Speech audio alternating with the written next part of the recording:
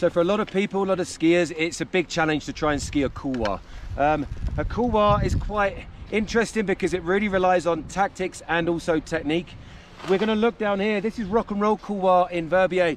As you can see, it's quite a steep entrance and a narrow entrance, so you've got to be on your game, but also it goes into a right-hand turn to a much longer couloir. We're going to look at a few areas where you'll get some ideas that will help you if you're in this situation. If you're not sure about the entrance going into couloirs, always use as a backup a side slip.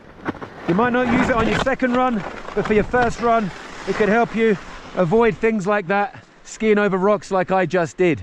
Side slipping gives you that approach where you're not going to trip over your edges. Ski it with caution if it's your first time. Once again, if you've got to make that turn coming into these environments, try and think about tactics that'll give you confidence. You know, you're only in the very first part of the run. It might be that you come in and you step that ski out and it gets you around a difficult section. So if you get yourself into the guts of the couloir, it's very important to think of your technique and how you're skiing it. Remember, you can use a pivot turn, you can use a jump turn, you can just use a standard turn, as long as it's not getting too fast going down these gradients. So you can see here, entry into the couloir, do it with caution. Don't take a risk of charging in, ruin the whole run. You can see there a mix between side slipping and jump turns, just to secure that entrance. That's the most important thing to get right at the start of the run. The other thing you can think about also is having a breather from a tactical point of view. If I was taking one of my clients down here, I know that there'll be a little bit of anxiety coming into this. They'll be working hard to try and keep in a narrow corridor, and I might well use that bank. You can see Rory from our team over there standing up on it. So going down here, just thinking about this, side slipping if you need to side slip, step turn if you need to step turn to get yourself in the guts of it. It might be that you put in your pivot turn just here and rotate it around. And it might be on the ice that you work in a jump turn or two, just to get yourself and your confidence level up. As you're coming round, it might be that you head across here, take your breather, energy's back up, press reset, and you're back into the couloir. And as you're skiing it down, remember, keep the pole plant active.